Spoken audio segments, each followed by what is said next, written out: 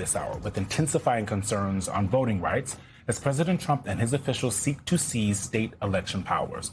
As the president prepares to rally in the battleground state of Michigan tomorrow, early voting is happening now for the state's primary election scheduled to take place on August 4th.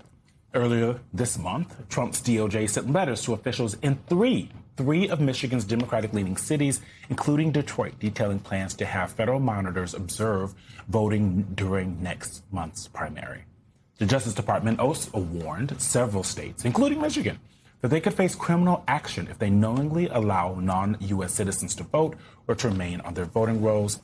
The voting doesn't really happen that much, but here we are. You know, I think the thing that's so interesting about Michigan is that it's not a state they need to flip. It's a state they need to hold. Right. And so the choice between Abdul al-Sayed, the more progressive on the left for Michigan, and Haley Stevens is going to be key because it is a test of how the Democratic Party writ large is going to be able to operate.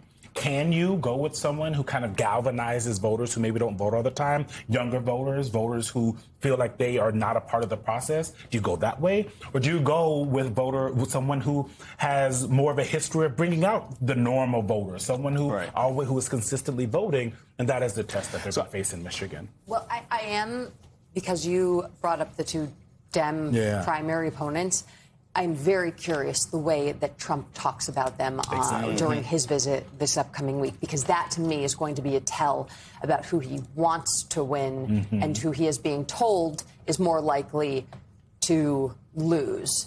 And so that I'm wondering, Eugene, if you already have some insider tea actually about that. You know, who is the better candidate for the Republican Party to run against? I think what I've heard from people on the ground in Michigan is that Republicans are more likely to be interested in Abdul al-Sayed. That he is kind of, for Republicans, easier to paint.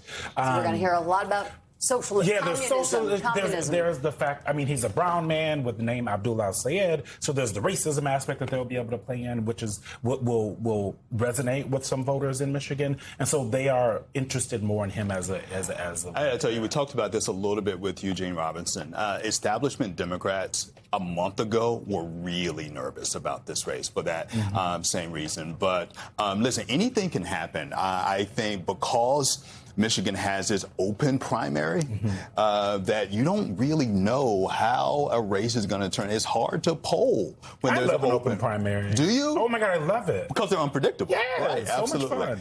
So that's why Michigan is still a state to watch. Yeah, and one that they have to hold. Joining us now is Michigan Lieutenant Governor Garlin Gilchrist. He is also already the Democratic nominee for Michigan Secretary of State.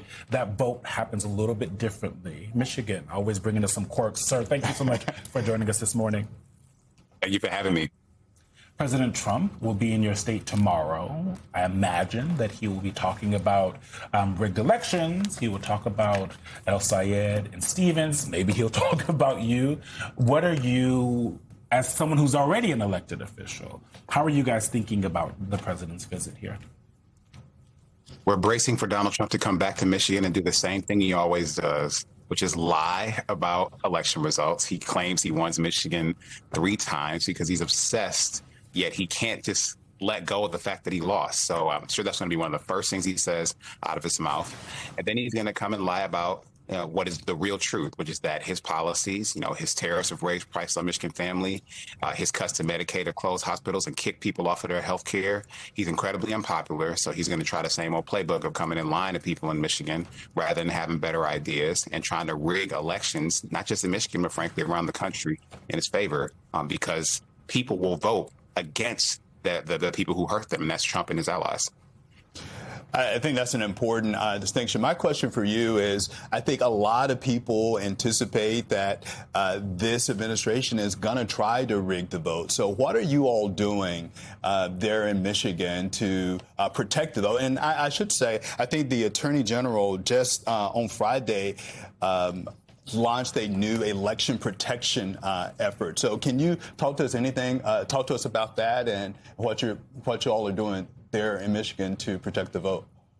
Well, the fact that the Attorney General even took that action, which I appreciate and applaud, is because the federal government, the Trump administration, the Trump Justice Department is the #1 threat to election integrity and security in Michigan and in this country. And so we are continuing to work together, and we have been for months, to prepare for all kinds of scenarios that this administration could try to pull, being creative and committed and aggressive to disrupting our elections. But what I know is that as Secretary of State of Michigan, I'm going to make sure that they can't come to our voters. They can't come through us to get to these voters, and they will make sure that we will protect them. We'll make sure that there will not be the kinds of disruptions at polling locations, that their monitors will stay in scope and they won't intimidate voters, won't intimidate the election workers on the front line of our democracy.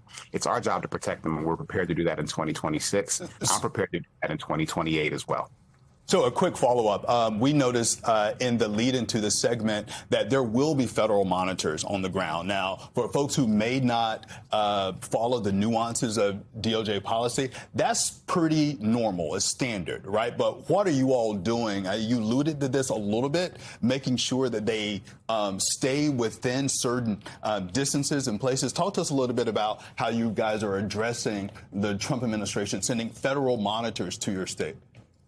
I don't trust the administration and the president who sent these monitors. So sure, the election monitors have come to Michigan before, which have come to other jurisdictions. But this Trump is so committed and aggressive when it comes to trying to disrupt the voting process that we need to make sure that officials in Michigan know exactly what those monitors can and can't do, who they can and cannot talk to, what they can and cannot touch. And that's why we have to protect, again, our voters from this administration. I'll stand up against that as Secretary of State of Michigan. And frankly, my Republican MAGA opponent who I'm running against, handpicked by Donald Trump, this is someone who will open the door and let the suppression flow all throughout the state of Michigan, not just in my city of Detroit, but all across this state to intimidate voters. And this is not just going to intimidate Democratic voters. This is going to hurt rural voters. This is going to hurt voters in every single part of this state. We need someone who's not going to say how high when the president tells them to jump. We need someone who's going to be responsive to Michigan voters, and that's what I'll do as Secretary of State. Lieutenant Governor, Republicans have been very deft at creating boundaries to voting. They've been very deft at all of the ways in which Donald Trump has utilized the tools in his toolbox as president of the United States. So I guess when you talk about we're going to defend the right to vote, we're going to defend the people who are in Michigan, what are the specifics and what are the actual things that you guys are doing to make sure that voters in Michigan, both on August 4th and more importantly in November, are protected, and that no matter what Donald Trump does, because, and I also think you guys are kind of lucky. Donald Trump usually gives folks a blueprint of what he's going to do. It's always at the top of his mind. So what are the specific things that you guys have already done as leadership of the state? Look, we have to be at least as committed, as creative, and as aggressive as the vote suppressors. So that starts with reviewing the rules about what is legal and what is possible at polling locations, reviewing those rules about people with firearms and how close they can get to the entrance of a polling location, reviewing the rules and making sure that it's clear what election monitors, election challengers, and poll watchers can and cannot do in polling locations, making sure that we are being creative and clear with what the truth is about elections, making it clear to people that our voting laws in Michigan have not changed since 2024. So despite all of the BS that you hear, all of the debates in Congress about the voter suppression laws of the Safe America Act, that is not law. And so the confusion that we are hearing from voters, we are combating that confusion by telling the truth right now. That is why I spend so much time on the road, not just all throughout the community I live in Detroit, but across all 83 counties of Michigan, talking to people about what the truth is, giving them information and resources so they can bat down any of the lies that they hear online or that they hear in their communities. So by making sure that those rules are clear about what happens in polling locations, making sure that election officials have clear guidance on what they need to do and what the laws in Michigan are they need to follow, making sure that local law enforcement knows their responsibilities in the face of bad actors and disruptors potentially trying to ruin people's voting experiences. That is what we've been practicing for. We've been doing tabletop exercises for months and ready to execute on the first round of those in the August 4th primary, and we'll build up toward the November election. Lieutenant Governor, before we are out of time, I want to play two recent endorsements that Haley Stevens has received. Let's listen to Gretchen Whitmer and Jim Clyburn quickly. I know she has what it takes to energize Democratic voters. And we need that because all of you know what's going on in this country.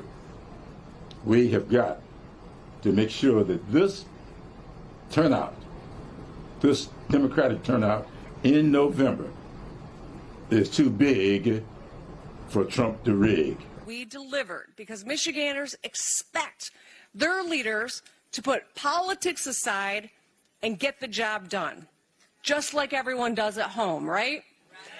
And that's exactly why I'm here today. And I am proud to endorse Haley Stevens for the United States Senate. A week out from this election, whom would you prefer to run on the Democratic ticket with?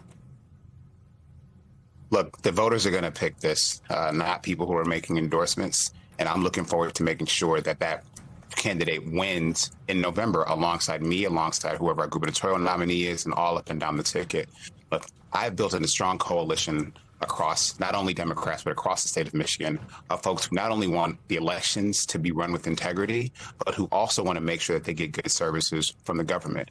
I'm the only statewide software developer elected across this country. I know what it takes to get things done, and know what it takes to mobilize people, especially in the face of a generational threat. We need to make sure that the MAGA movement doesn't get the Secretary of State's office, their number one priority in the country as far as in the state of Michigan. If they win this one, they'll use it to consolidate power. Well, I'm the one that's going to stand tall and stop that, and I'll help the other people who the voters decide or the voters choose in August to win in November. So I need everyone to join my movement at GarlandGilchrist.com to help make sure that democracy can be protected and we can all stand tall together going forward. Endorsement aside, Lieutenant Governor, who are you going to be voting for? You are also a voter. I'm not going to share who I'm going to vote for because that's private information here in the state of Michigan. But what I will tell you, you don't think that the voters deserve to know who you're voting for, who you're supporting, as someone who's asking for their vote again? I'm not making an endorsement in that race. I trust the voters to decide, and my job as Secretary of State is to make sure they have the process and the ability to do so without fear of intimidation.